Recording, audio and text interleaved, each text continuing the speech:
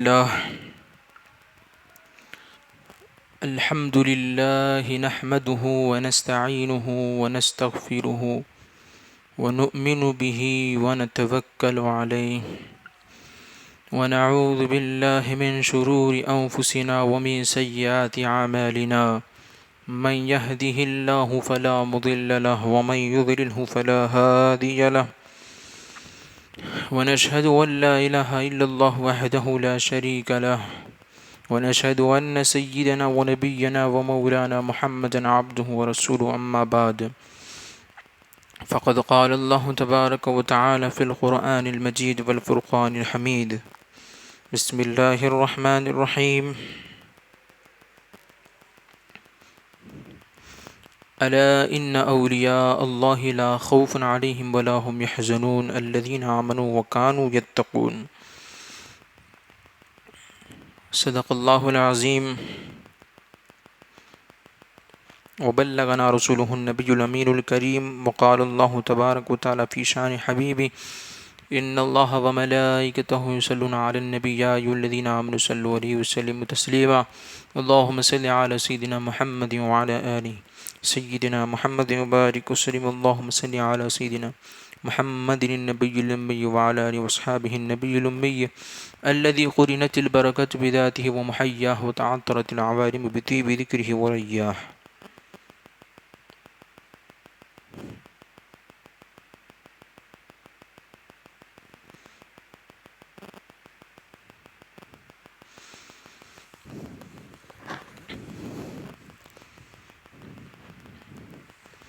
محترم و معزز سامعین کرام، گھر میں سننے والی پردانشی ماں بہنوں، السلام علیکم ورحمۃ اللہ وبرکاتہ۔ اللہ تبارک و تعالیٰ کا ہم پر بے انتہا فضل و کرم ہے کہ رب العالمین نے ایمان جیسی دولت سے ہم کو مالا مال فرمایا، اور ہم پر بڑا احسان فرمایا کہ حضور اکرم صلی اللہ علیہ وسلم کی امت میں پیدا ہونے کا فخر عظیم عطا فرمایا۔ مزید احسان یہ فرمایا کہ قرآن پاک جیسی عظیم کتاب ہم کو عطا فرمائی تاکہ اس کی منشا کے مطابق زندگی گزاری جائے۔ صحت جیسی نعمت سے مالا مال رکھا الحمدللہ، اور یہاں پر نماز جمعہ کے موقع پر ہمیں جمع ہونے کی توفیق عطا فرمائی الحمدللہ۔ دوستو، بزرگوں، عزیز ساتھیوں،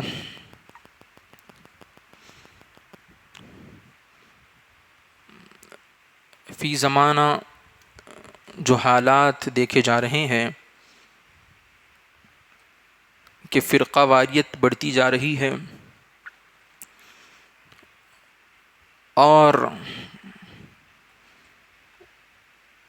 گمراہی بڑھتی جا رہی ہے، لوگ گمراہ ہو کر بھی اپنے آپ کو ہدایت کی راہ پر سمجھ رہے ہیں، گمراہ ہو کر بھی اپنے آپ کو ہدایت یافتہ سمجھ رہے ہیں۔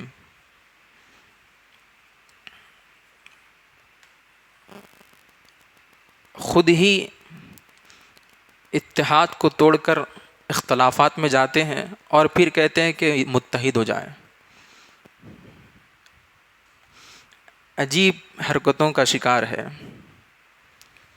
تو دوستو، بزرگوں، ایسے ماحول میں کہ لوگ اولیاء اللہ سے نفرت کر رہے ہیں اور اولیاء اللہ کو ماننے سے انکار کر رہے ہیں، جو عقیدت ماضی میں بزرگان دین سے، اولیاء اللہ سے جو مسلمان رکھا کرتے تھے، وہ عقیدت آج دیکھنے کو نہیں ملتی۔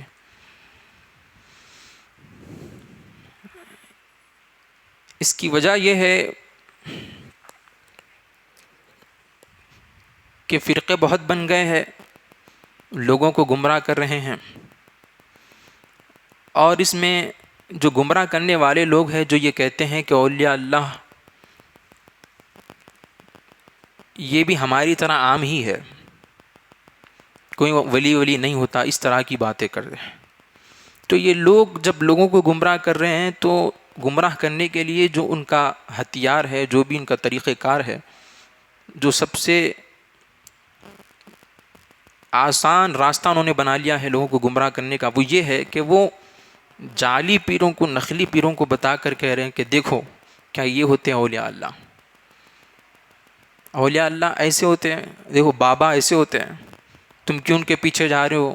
ہمیں کسی ولی کے پیچھے جانے کی ضرورت نہیں ہے، ہمیں اللہ کافی ہے اور اس کا رسول کافی ہے، ہمیں قرآن بس ہے، ہمیں کسی ولی کی ضرورت نہیں ہے۔ اس طرح کا نظریہ لوگوں کے سامنے پیش کر رہے ہیں اور لوگوں کو اولیاء اللہ سے دور کر رہے ہیں۔ دوستو بزرگوں، سمجھنے والی بات ہے، ذرا عقل سے کام لے مسلمان۔ دیکھیے، ایک ہوتا ہے نبی اور ایک ہوتا ہے ولی، ایک ہوتا ہے نبی، ایک ہوتا ہے ولی۔ نبی کا مقام افضل ہے، ولی کا مقام نبی کے برابر نہیں ہے،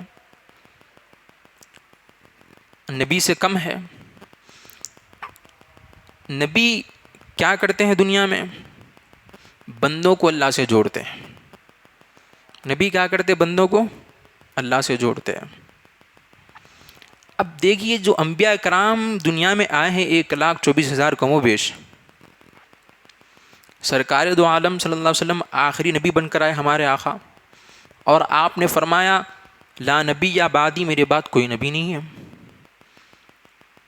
پھر قرآن میں آیت بھی ہے وَلَٰكِن رسول اللہ و خاتم النبیین، جس سے یہ ثابت ہوتا ہے کہ ہمارے آقا آخری نبی ہے، خاتم النبیین ہے، اس کے بعد کوئی نبی نہیں آنے والا۔ تو دوستو بزرگوں، اگر کوئی اب یہ دعویٰ کر دے کہ میں نبی ہوں، تو کیا ہم اس کی نبوت کو مانیں گے؟ ہرگز نہیں مانیں گے۔ کوئی یہ دعویٰ کر رہا ہے، اور کیے ہیں بہت سے لوگ، حضور پاک صلی اللہ علیہ وسلم کے زمانے ہی میں مسیلمہ کذاب نے نبی ہونے کا دعویٰ کیا تھا، تو وہ سلسلہ وہ بھی چلتا ہوا رہا ہے۔ آج بھی لوگ اپنے آپ کو نبی ہونے کا دعویٰ کر رہے ہیں، نبوت کا دعویٰ کر رہے ہیں، نبی ہونے کا دعویٰ کر رہے ہیں۔ تو ایسے میں ہم کیا کریں گے؟ ہم کیا کرتے ہیں ایسے میں؟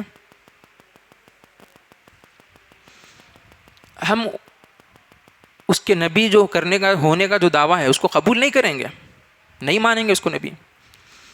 لیکن کیا ساتھ ہی ساتھ ہم جو اصل حقیقت میں جو نبی ہے، کیا ان کو بھی انکار کر دیں گے؟ ان کا بھی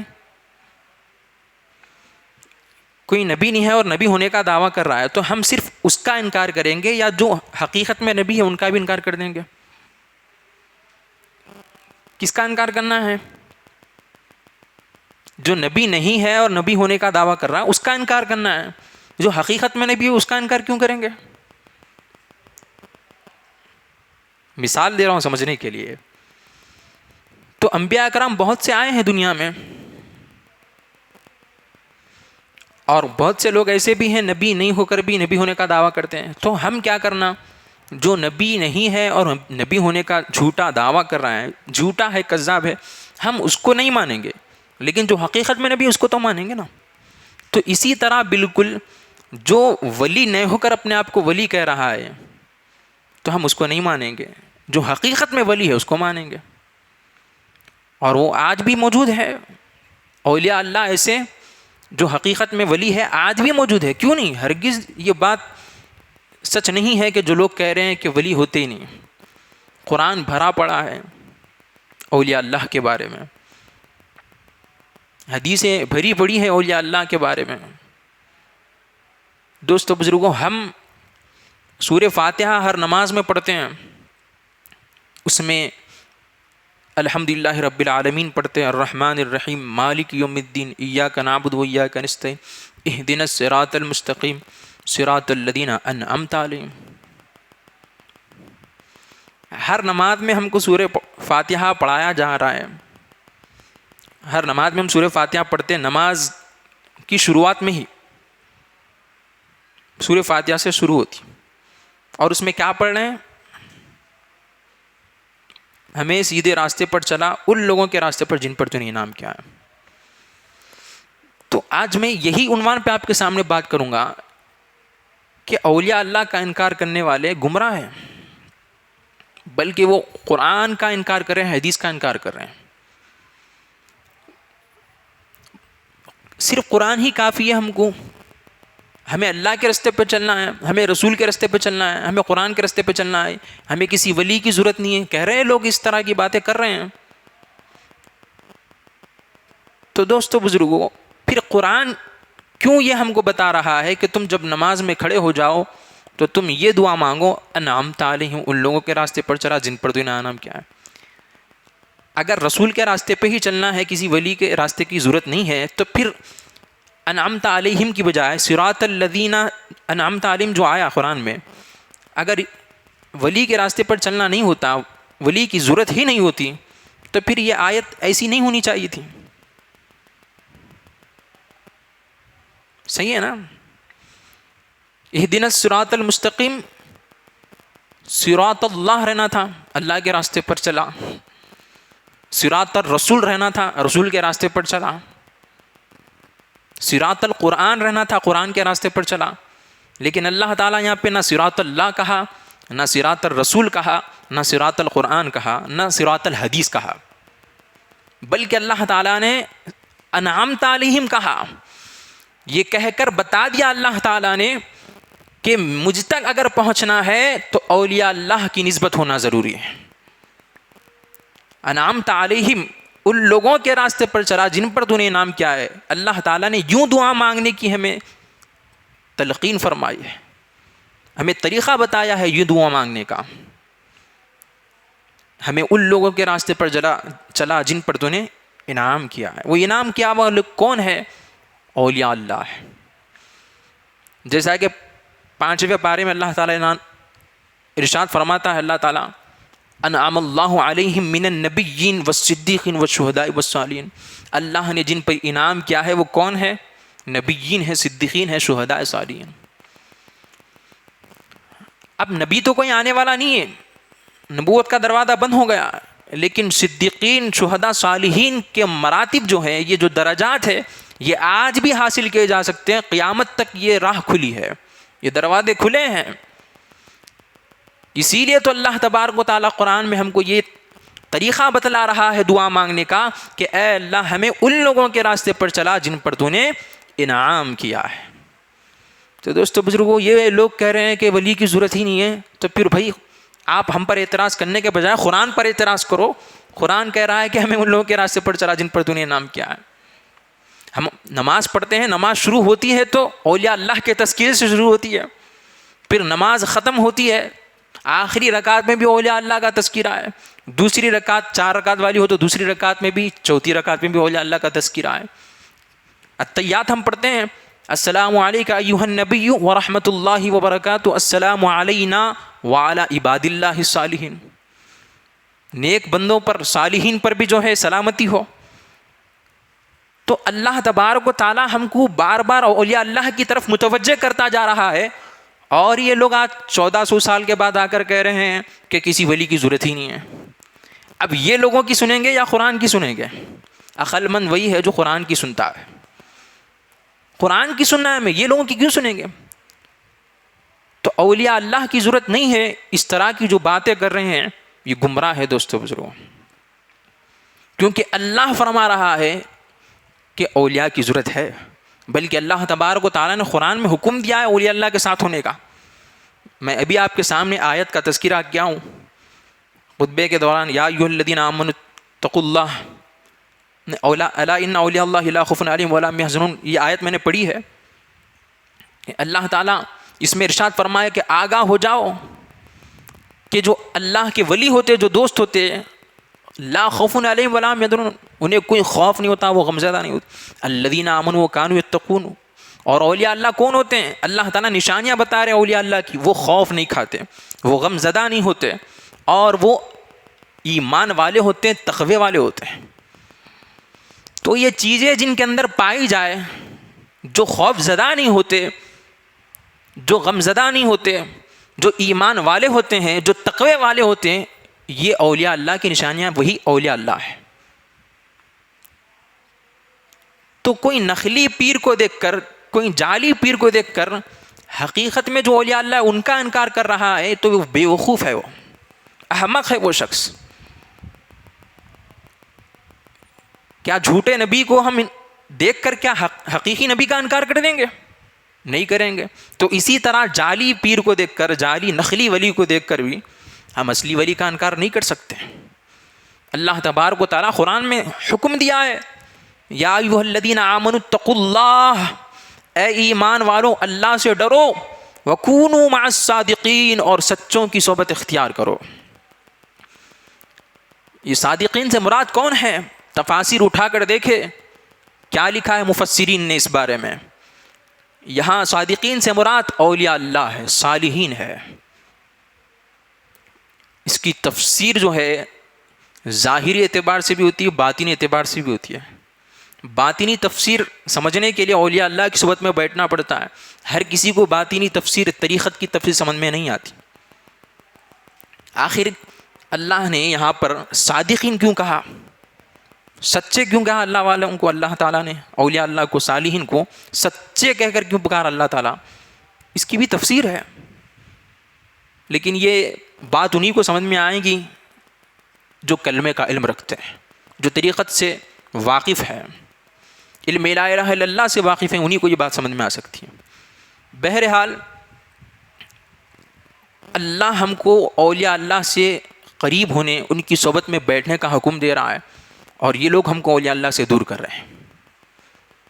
تو ہم اللہ کی سنیں گے یا بندوں کی سنیں گے؟ بھئی عقل مندی کس میں ہے؟ ہم اللہ کی سنیں یا بندوں کی سنیں؟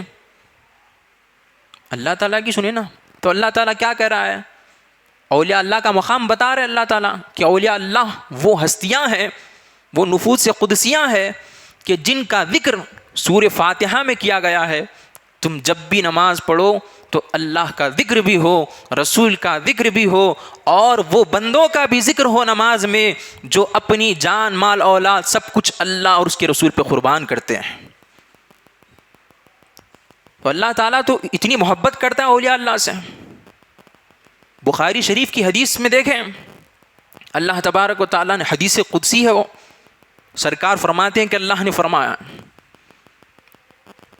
حدیث بڑی طویل ہے، اس میں سے ایک حصہ یہ بھی ہے، من عاد لی ولیا فقد آذنتہ بالحرب، کہ جو میرے ولی سے بغض رکھتا ہے میں اس سے اعلان جنگ کرتا ہوں. کیا فرما رہا ہے اللہ تعالیٰ؟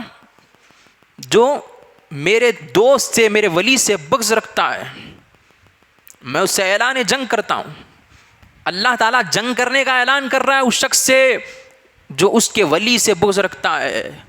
اعلان جنگ کا مطلب کیا اللہ تعالیٰ تلوار لے کر لڑے گا ہم سے اگر ہم اس کے ولی سے، اولیاء سے اگر بغض رکھیں گے؟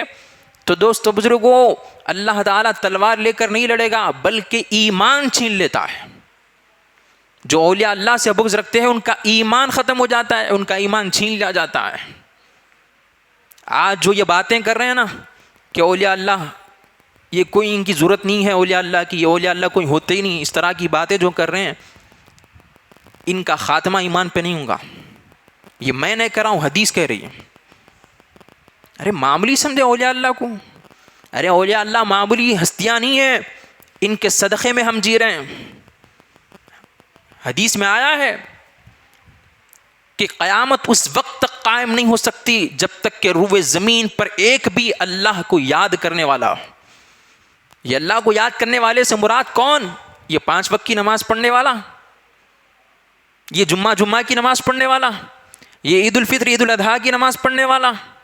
کون ہے اس سے مراد؟ اس سے مراد وہ لوگ ہیں جو ہر آن، ہر لمحہ اپنے اللہ کو یاد کرتے ہیں. ان کی سانس نکلتی ہے تو اللہ کی یاد میں، ان کی سانس، وہ سانس لیتے ہیں تو اللہ کی یاد میں، سانس چھوڑتے ہیں تو اللہ کی یاد میں. یہ اولیاء اللہ وہ ہستیاں ہیں کہ ان کی اگر زندگیاں اٹھا کر دیکھیں کیا فرماتے ہیں. وہ فرماتے ہیں کہ اگر اللہ کی یاد کے بغیر ہماری سانس اگر نکل جائے تو وہ سانس ہماری جانور کی سانس ہے. اللہ، اولیاء اللہ کو معاملی سمجھے لوگ، اولیاء اللہ کو معاملی سمجھ رہے ہیں. ارے اولیاء اللہ کون ہے؟ جو نبی کا کام ہوتا ہے وہی ولی کا کام ہوتا ہے. جو نبیوں کا کام ہے وہی اولیاء اللہ کا کام ہے. نبیوں کا کام کیا تھا؟ بندوں کو اللہ سے جوڑنا، بندوں کو اللہ سے جوڑنا. یہی کام اولیاء اللہ کا ہے، وہ بھی بندوں کو اللہ سے جوڑتے ہیں، کیونکہ اب انبیاء کے آنے کا سلسلہ ختم ہو گیا ہے، کوئی نبی نہیں آ سکتا قیامت تک، اس لیے اللہ تعالیٰ نے یہ ذمہ داری جو انبیاء کو دی تھی وہ اب اولیاء اللہ کو دی ہے کہ وہ اس کے بندوں کو اس سے جوڑے۔ اولیاء اللہ یہی کرتے ہیں، بندگان خدا کو خدا سے جوڑ دیتے ہیں، غافل دلوں کو اللہ کی یاد میں لگا دیتے ہیں، مردہ دلوں کو زندگی بخشتے ہیں۔ دوست بزرگوں، سرکار دو عالم صلی اللہ علیہ وسلم نے فرمایا کہ جو اللہ کی یاد سے غافل ہے وہ چلتی پھرتی لاش کی طرح ہے، وہ مردہ ہے۔ جو اللہ کی یاد سے غافل ہے وہ مردہ ہے، اور جو دل اللہ کی یاد سے آباد ہے وہ دل زندہ ہے۔ تو اولیاء اللہ کون ہیں؟ یہ مردہ دلوں کو زندگی بخشتے ہیں، وہ اولیاء اللہ ہوتے ہیں۔ اولیاء اللہ کا انکار کرنے کے لیے ذری سی شرم نہیں آتی؟ ارے تم کو کیا معلوم اولیاء اللہ کون ہوتے ہیں؟ تم کو کیا معلوم اولیاء اللہ کون ہوتے ہیں؟ اولیاء اللہ وہ ہوتے ہیں جو خدا کے ساتھ ہوتے ہیں، جو خدا کے اتے پتے جانتے ہیں، جو خدا کی معرفت رکھتے ہیں، جو خدا کے ذکر میں رہتے ہیں، جو خدا کی یاد میں رہتے ہیں، خود کو خدا میں فنا کر دیتے ہیں۔ تم ان کا انکار کر رہے ہو، تم ان کی گستاخیاں کر رہے ہو۔ ذرا اپنا جائزہ لو، تم کس مقام پہ کھڑے ہو؟ تم کو حرام حلال کی تمیز نہیں ہے، تم شریعت پہ مکمل عمل نہیں کر سکتے، اور ان لوگوں کی گستاخیاں کر رہے ہو جو شریعت پہ بھی عمل کرتے ہیں، جو طریقت میں بھی ہوتے ہیں، جو حقیقت میں بھی ہوتے ہیں، جو معرفت میں بھی ہوتے ہیں۔ ارے ہماری تو شریعت بھی مکمل نہیں ہے، اور ہم ان لوگوں کی گستاخیاں کر رہے ہیں جو معرفت کی راہ پہ بھی چلتے ہیں۔ اللہ اکبر۔ دوست بزرگوں، کیسے ماحول آج دیکھا جا رہا ہے، اللہ کی پناہ وہ ماحول ہو گیا ہے مسلمانوں۔ یہ زمانہ بھی دیکھنا پڑ رہا ہے کہ لوگ اولیاء اللہ کی گستاخیاں کر رہے ہیں، بڑے بڑے اولیاء اللہ کی گستاخیاں کر رہے ہیں، غوث آدم کی گستاخی کرتے ہیں، کوئی غریب نواز کی گستاخی کر رہا ہے، کوئی خواجہ بندہ نواز کی گستاخی کر رہا ہے۔ ذرا سوچو آپ کس مقام پہ کھڑے ہو، دوسروں کو بولنے سے پہلے خود کا جائزہ لے لو۔ اولیاء اللہ معمولی نہیں ہوتے ہیں، یہ بندوں کو خدا سے جوڑتے ہیں۔ کیا یہ چیز ہمارے اندر ہے آج؟ غوث آدم دستگیر رضی اللہ تعالیٰ عنہ، جس کی ہم 11ویں بناتے ہیں، آپ کے ارشادات پڑھ کر دیکھو تو معلوم ہوتا ہے، غوث آدم رضی اللہ تعالیٰ عنہ فرماتے ہیں کہ سب سے بڑی کرامت یہ ہے کہ مردہ دل کو زندگی دے دی جائے۔ سب سے بڑی کرامت یہ ہے کہ بندے کو خدا سے جوڑ دیا جائے۔ یہ سب سے بڑی کرامت ہے جو اولیاء اللہ کے پاس ہوتی ہے، وہ بندوں کو خدا سے جوڑتے ہیں۔ کیا معلوم ہے لوگوں کو اولیاء اللہ کون ہوتے ہیں؟ ارے ان کے ساتھ بیٹھے تو معلوم ہوتا ہے وہ کیا ہوتے ہیں، ان کے ساتھ بیٹھے تو معلوم ہوتا ہے کہ اولیاء اللہ کون ہوتے ہیں۔ ان کے ساتھ بیٹھتے ہیں تو خدا کے ساتھ ہونے کا یقین ملتا ہے، خدا کے عطے پتے ملتے ہیں۔ امام احمد بن حنبل رحمۃ اللہ علیہ کتنے بڑے امام ہیں، آپ کا ایک مسلک ہے حنبلی مسلک۔ وہ امام احمد بن حنبل رحمۃ اللہ علیہ کس کے پیچھے پڑتے تھے؟ بشر حافظ رحمۃ اللہ علیہ کے پیچھے پڑتے تھے۔ بشر حافظ کون ہے؟ نہ حافظ قرآن ہے، نہ عالم دین ہے، نہ مفتی دین ہے۔ ان کے پیچھے کون پھر رہے ہیں؟ امام احمد بن حنبل، جو کہ بڑے امام ہے۔ لوگوں نے دیکھا تو پوچھا، اے امام احمد بن حنبل اتنے بڑے امام ہو کر تم یہ بشر حافظ کے پیچھے پڑتے ہو، کیا وجہ ہے؟ تو امام احمد بن حنبل کا جواب سنیے دوستو بزرگو۔ امام احمد بن حنبل رحمۃ اللہ علیہ نے فرمایا، ارے امام احمد بن حنبل جس خدا کو مانتا ہے، امام احمد بن حنبل جس خدا کو مانتا ہے، بشر حافظ اس خدا کو جانتا ہے۔ تو مجھے ضرورت ہے خدا کو جاننے کی، اسی لیے میں ان کی صحبت میں رہتا ہوں۔ جیسا کہ قرآن میں اللہ تعالیٰ کا حکم ہے، الرحمن فاسأل بہ خبیرا، کہ رحمان کا عطا پتہ پوچھنا ہو، رحمان کو اگر جاننا ہو، رحمان کی اگر معرفت حاصل کرنا چاہتے ہو، فاسأل بہ خبیرا، تو ان لوگوں سے پوچھو جو خدا کے عطے پتے جانتے ہو۔ یہ نہیں فرمایا کہ عالموں سے پوچھو، اس کا مطلب یہ نہیں ہے کہ میں یہ کہہ رہا ہوں کہ عالم ولی نہیں ہوتا، عالم بھی ولی ہو سکتا ہے، عالم کورس کرنے کے بعد وہ بھی اولیاء اللہ کی نسبت حاصل کر کے وہ بھی ولی ہوتا ہے، عالم ربانی بھی ہوتے ہیں۔ لیکن اللہ تعالیٰ پہ خبیرہ کا لفظ استعمال فرمایا، کیوں؟ یہ بتانا چاہتا ہے کہ اللہ کے بارے میں اگر پوچھنا چاہتے ہو، رحمان کے اتے پتے اگر لینا چاہتے ہو تو کس سے پوچھو؟ جو خبر رکھتے ہو اللہ کی، جو اتے پتے جانتے ہو اللہ کی، اس سے پوچھو۔ اولیاء اللہ کی صحبتیں معمولی نہیں ہے۔ آج جو ہم 11ویں مناتے ہیں نا غوث اعظم دستگیر رضی اللہ عنہ کی، وہ غوث اعظم بنے تو کیسے بنے؟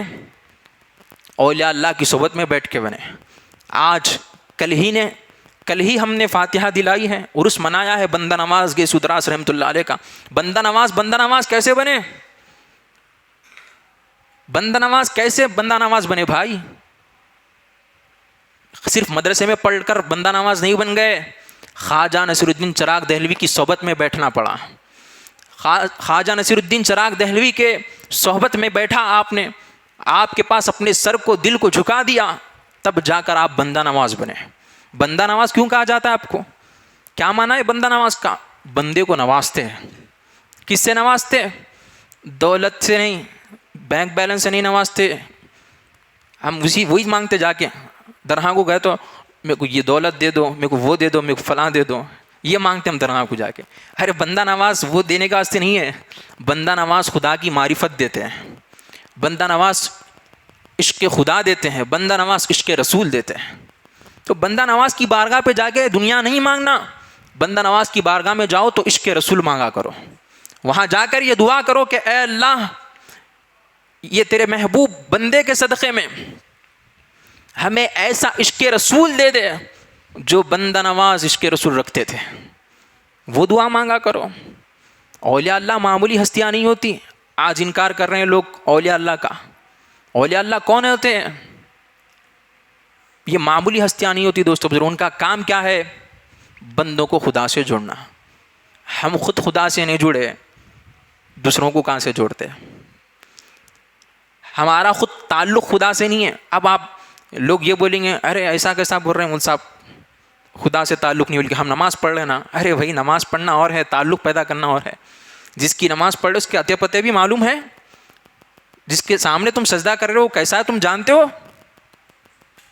جس نے تم کو پیدا کیا ہے وہ کیسا ہے معلوم ہے تم کو، وہ ہماری ضرورت کیسی پوری کرتا ہے معلوم ہے۔ تو وہ معلوم نہیں تو پھر تعلق کیسے پیدا ہوگا؟ تو تعلق مع اللہ کے ساتھ عبادت ہونی چاہیے۔ اسی لیے علامہ اقبال نے کیا کہا؟ سجدہ عشق ہو تو عبادت میں مزہ آتا ہے۔ کیا کہا علامہ اقبال نے؟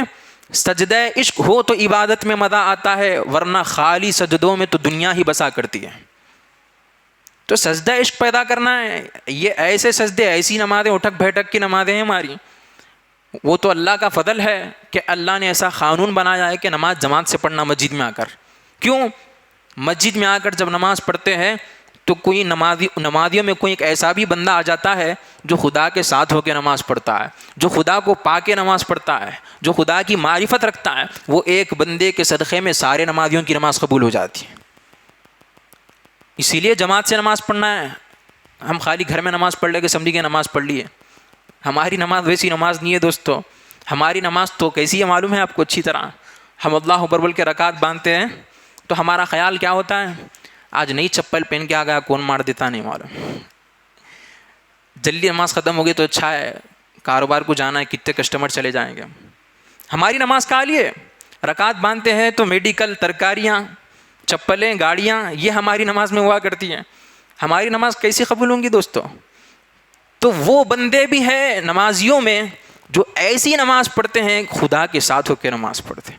اللہ تعالیٰ کہ رسول صلی اللہ علیہ وسلم نے فرمایا ان تعبد اللہ کأنک تراہ فإن لم تکن تراہ فإنہ یراک، کہ نماز تم ایسی پڑھو، عبادت تم ایسی کرو کہ تم خدا کو دیکھ رہے ہو۔ نماز عبادت ایسی کرو کہ تم خدا کو دیکھ رہے ہو۔ اگر ایسی نہیں کر سکتے تو ایسی عبادت تو کرو کہ خدا تم کو دیکھ رہا ہے۔ ہماری نماز یہ دو نمازوں میں سے کوئی ایک ہے، یا تو خدا کے دیکھنے کا یقین ہونا یا خدا کو دیکھنا، یہ دونوں طریقوں کی نماز ہے۔ اس میں سے ایک نماز ہونا ہماری ہے، یہ نماز ہماری نہ خدا کو دیکھ کر ہم نماز پڑھتے ہیں، نہ خدا کو دیکھنے کا یقین رکھتے ہیں۔ ہماری نماز تو بس میڈیکل میں، ترکاریوں کی دکانوں پہ، چپلوں میں، گاڑیوں میں ہوتی ہے۔ ناراض مت ہو، یہ بات ایسی حقیقت ہے بھائی۔ آئینہ دیکھیں گے تو معلوم ہوتا ہے کتنے داغ ہے، صاف کرنا نہیں ہے، منہ دھونا ہے نہیں دھونا ہے، کتنا میل لگا ہوا ہے جسم پہ۔ آئینہ دیکھیں گے تو معلوم ہوگا نا آج آئینہ دیکھنا ہی نہیں چاہتا مسلمان، آئینہ دکھانا چاہتا ہے. ہر مسلمان کا یہی حال ہے، آئینہ دیکھنا کوئی نہیں چاہتا، آئینہ دکھانا چاہتا نہیں. تم کیسے دیکھو؟ ارے ہم خود کو دیکھ لینا بھائی، خود کا جائزہ لے لے کیسا ہے. بڑا تعجب ہوتا ہے دوستو بزرگوں، جوا کھیلنے والا، زنا کرنے والا، شرابی، کیا کر رہے ہیں نا معلوم ہے، خود کا عمل نہیں دیکھ رہے نا، شراب پی رہا، جوا کھیل رہا، زنا کر رہا، اور کیا کر رہا نہیں، اولیاء اللہ کے اوپر انگلیاں اٹھا رہا. ارے اولیاء اللہ کچھ بھی نہیں ہے، اللہ کچھ بھی نہ ہوتے، اولیاء اللہ ضرورت نہیں ہے، اولیاء اللہ کی سرکار نوز باللہ مردہ ہے، اس طرح کی باتیں کر رہا. ارے خود کا لیول چیک کر لے بھائی، تیری تو شریعت بھی پوری نہیں ہے، تو انگلیاں ان کے اوپر اٹھا رہا جو شریعت، طریقت، حقیقت، معرفت پہ چلتے ہیں، درجات میں اعلیٰ صالحین، شہداء، صدیقین کا مرتبہ رکھتے ہیں، ان کے اوپر انگلیاں اٹھا رہا ہے. کون؟ جس کی شریعت بھی پوری نہیں ہے. اللہ کی پناہ، ایسا ماحول آج ہو گیا دوستو بزرگوں. تو ایسا کرنا کیا صحیح ہے؟ درست ہے ایسا کرنا؟ تو دوستو بزرگوں یہ خرابیاں اپنے اندر سے نکالنے کی ضرورت ہے ہمیں. اولیاء اللہ کو معمولی نہ سمجھو، اولیاء اللہ معمولی نہیں ہے، ان کی صحبتیں بھی معمولی نہیں ہے. انا جلیس من ذکرنی، سرکار دو عالم صلی اللہ علیہ وسلم نے فرمایا انا جلیس من ذکرنی، کہ جو اللہ تعالیٰ فرماتا ہے کہ جو مجھے یاد کرتا ہے، جو میرا ذکر کرتا ہے، میں اس کے ساتھ بیٹھتا ہوں. سمجھانے کے لیے کہا گیا، اللہ بیٹھنے سے پاک ہے، جسم سے پاک ہے اللہ، لیکن ہم کو سمجھانے کے لیے کہا گیا انا جلیس من ذکرنی، جو مجھے یاد کرتا ہے میں اس کے ساتھ بیٹھتا ہوں. تو اللہ والے کون ہوتے ہیں؟ جس کے ساتھ اللہ بیٹھتا ہے. تو ان کی صحبت میں بیٹھنا خدا کے ساتھ بیٹھنا ہے، ان کی صحبت میں بیٹھنا خدا کے ساتھ بیٹھنے کے برابر ہے. وہ اولیاء اللہ ہوتے ہیں. اولیاء اللہ کون ہوتے ہیں؟ حدیث بتاتی ہے کہ اگر وہ ایک بھی ولی اگر دنیا میں ہو تو قیامت قائم نہیں ہو سکتی. اولیاء اللہ کون ہوتے ہیں؟ اولیاء اللہ جب قبرستان سے گزرتے ہیں تو حدیث میں آتا ہے اللہ تعالیٰ فرشتوں کو حکم دیتا ہے کہ عذاب کو روک دو. وہ اولیاء اللہ ہوتے ہیں، معمولی نہیں ہے. اولیاء اللہ کو معمولی سمجھ رہے ہیں آج لوگ. ارے خود کے لیول کو چیک کر لو بھائی، ہم کس مقام پہ کھڑے، کس کے اوپر انگلیاں اٹھا رہے، ذرا دیکھ لو. ہماری شریعت بھی پوری نہیں ہے اور ہم ان لوگوں کے اوپر انگلیاں اٹھا رہے ہیں. اللہ والے معمولی نہیں ہوتے، یہ نبی کے مشن پہ چل رہے ہیں. نبی کا کام جو ہوتا ہے بندوں کو خدا سے جوڑنا، وہی کام کر رہے ہیں، بندوں کو خدا سے جوڑنے کا کام کر رہے ہیں. بندہ نواز گیسو دراز رحمۃ اللہ علیہ کا عرس ہم نے منایا کل. معمولی ہستی نہیں ہے بندہ نواز، شہنشاہ دکن ہے. کون ہے بندہ نواز گیسو دراز؟ شہنشاہ دکن، دکن کے شہنشاہ ہے. آپ کا نام اصل میں سید محمد ہے، لیکن آپ مشہور بندہ نواز گیسو دراز سے ہوئے. اصل میں آپ کا نام سید محمد ہے. آپ کے والد صاحب کا نام سید یوسف ہے، اور آپ کے والد صاحب کو سید شاہ راجو خطال کے نام سے بھی پکارا جاتا ہے. بندہ نواز گیسو دراز رحمۃ اللہ علیہ کی اولاد میں بھی تقریباً 3 افراد ایسے، 3 شخصیات ایسے گزرے جن کا نام، جن کا لقب سید شاہ راجو خطال رکھا گیا. حیدرآباد میں بھی ایک درگاہ ہے نا سید شاہ راجو خطال، وہ بھی بندہ نواز ہی کے پوتر ہیں. تو بندہ نواز رحمۃ اللہ علیہ کوئی معمولی ہستی نہیں ہے، بندوں کو خدا سے جوڑا ہے بندہ نواز نے. آپ دیکھیے اکثر بندہ نواز کی فاتحہ کرتے ہیں نا تو کیا کرتے ہیں؟ چراغ لگاتے ہیں. بندہ نواز کی فاتحہ میں کیا کرتے ہیں؟ چراغ لگاتے ہیں نا، تیل ڈال کر اس میں چراغ لگاتے ہیں. یہ چراغ کیوں لگاتے ہیں؟ اس کی اصل معلوم ہونا ہم کو، خالی لگا دیا رہے چراغ، رسم بن گئی ایک. حقیقت میں وہ کیوں لگاتے وہ نہیں سمجھے. وہ جو چراغ بندہ نواز کی فاتحہ میں ہم گھروں میں لگاتے ہیں نا، وہ اس لیے لگاتے ہیں، وہ لگانے کا مطلب یہ ہے، یہ اصل میں اولیاء اللہ لگاتے تھے، نیک لوگ لگاتے تھے جو ذاکر بندے ہوتے تھے. کیوں لگاتے تھے؟ یہ چراغ لگا کر بتاتے تھے کہ اے بندہ نواز گیسو دراز، جو چراغ آپ نے ہمارے دلوں میں جلایا ہے ذکر خدا کا، وہ آج بھی جاری ہے. اسی لیے یہ چراغ لگایا جاتا تھا. آج چراغ ہم باہر تو لگا رہے ہیں لیکن دل کا چراغ بجھا ہوا ہے. تو باہر کے چراغ لگا رہے ہیں، اندر کا چراغ بجھا ہوا ہے. ضرورت اس بات کی ہے کہ اندر کے چراغ کو بھی جلاؤ. اندر کا چراغ کیسے جلتا ہے؟ اندر کا چراغ جلانا کیسے ہوتا ہے؟ ذکر خدا کو جاری کرنا دل میں. یہ کیسے ہوتا ہے؟ ذکر خدا کا جو دل میں کیا جاتا ہے وہ کہاں ملتا ہے؟ وہ کرانہ اسٹور پہ نہیں ملتا، وہ کوئی دکان پہ نہیں ملتا، وہ کوئی کمپنی میں نہیں ملتا، وہ اگر ملتا ہے تو اولیاء اللہ کی بارگاہ میں ملتا ہے۔ اگر یہ چراغ اگر ہم دلوں میں لگانا چاہتے ہیں ذکر خدا کا، اور یہ معمولی چراغ نہیں ہے۔ عبداللہ شاہ صاحب رحمۃ اللہ علیہ جو محدث دکن ہے، آپ کا جب وصال ہو گیا، آپ دنیا سے پردہ فرمائیں، تو ڈاکٹرز حیران ہو گئے دیکھ کر آپ کی باڈی کو۔ ڈاکٹر نے یہ گواہی دے دی کہ یہ وصال کر گئے، دنیا میں نہیں رہے، لیکن ہم پہلا شخص ایسا دیکھ رہے ہیں جو دنیا سے جانے کے بعد بھی اس کا دل دھڑک رہا ہے۔ پریشان ہو گئے ڈاکٹرز نے حضرت کے محدث دکن کے فرزندان سے، ان کے بیٹوں سے کہا کہ یہ کیا معاملہ ہے؟ تو بیٹے سمجھ گئے یہ جو دل دھڑک رہا ہے اس لیے دھڑک رہا ہے کیونکہ یہ یاد خدا میں دھڑکتا تھا، اب وہ دل کیسے رک سکتا ہے جس کے دل میں خدا کی یاد جاری ہو۔ تو دوستو بزرگوں، یہ اولیاء اللہ کون ہوتے ہیں؟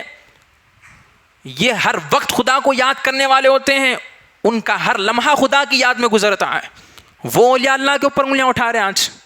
اولیاء اللہ کی ضرورت نہیں ہے، اگر ضرورت نہیں ہے تو پھر اللہ کیوں حکم دے رہا یا ایھا الذین آمنوا اتقوا اللہ وکونوا مع الصادقین کہ اللہ والوں کی صحبت میں بیٹھو، ان کی صحبت اختیار کرو؟ کیوں حکم دے رہا اللہ تعالیٰ؟ انہی کی صحبت ہے جو ہم کو ولی بناتی ہے، جو ولایت تک لے کے جاتے ہیں اولیاء اللہ، ہم کو بندگان خدا کو خدا سے جوڑتے ہیں۔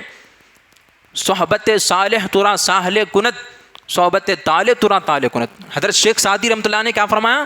صحبت صالح ترا صالح کنت، صحبت طالع ترا طالع کنت۔ اچھوں کی صحبت اچھا بناتی ہے، بروں کی صحبت برا بناتی۔ جب یہ شعر حضرت شیخ سعدی رحمۃ اللہ نے فرمایا تو ایک آدمی نے اعتراض کر دیا، حضرت یہ بات آپ جو کہہ رہے ہیں کہ صحبت کا اثر ہوتا ہے، یہ بات غلط ہے۔ اگر صحبت کا اثر ہوتا تو گلاب کے پھول کے ساتھ ہری پتیاں ہوتی ہیں نا، اس میں بھی گلاب کی خوشبو ہونا تھا۔ تو شیخ سعدی رحمۃ اللہ علیہ نے کیا کہا؟ گلاب کا پھول لیا، لے کے وہ گلاب کی پتیاں اپنے ہاتھ میں ڈالی، اور وہ ہری پتیاں جو اس کے ساتھ لگی ہوئی تھی وہ بھی ہاتھ میں ڈالی، ڈال کر دونوں کو مس کر دیا۔ اب کہا بتاؤ خوشبو آ رہی کہ نہیں آ رہی؟ خوشبو آنے لگی۔ تو کہا صحبت کا مطلب یہ ہے گھل جانا پڑتا، مل جانا پڑتا۔ صحبت کا مطلب یہ ہے۔ تو اچھوں کی صحبت اچھا بناتی ہے، بروں کی صحبت برا بناتی ہے۔ بندہ نواز کیسا بنے؟ نصیر الدین چراغ دہلوی کی صحبت میں بنے۔ نصیر الدین چراغ دہلوی کیسے چراغ دہلوی بنے؟ نظام الدین اولیاء محبوب الہی کی صحبت میں بنے۔ نظام الدین اولیاء کیسے بنے؟ بابا فرید الدین کی صحبت میں بنے۔ بابا فرید الدین اولیاء کیسے بنے؟ خواجہ قطب الدین بختیار کاکی کی صحبت میں بنے۔ خواجہ قطب الدین بختیار کاکی کیسے بنے؟ خواجہ غریب نواز کی صحبت میں بنے۔ تو دوستو بزرگوں، یہ صحبتیں معمولی صحبتیں نہیں ہوتی، اللہ کا ولی بنا دیتی ہے یہ صحبتیں۔ تو اسی لیے ضرورت اس بات کی ہے کہ ہم اللہ کا اگر قرب حاصل کرنا چاہتے ہو، اس کے عطے پتے اگر حاصل کرنا چاہتے ہو، تو اولیاء اللہ کی صحبت میں بیٹھنا ضروری لازم ہے۔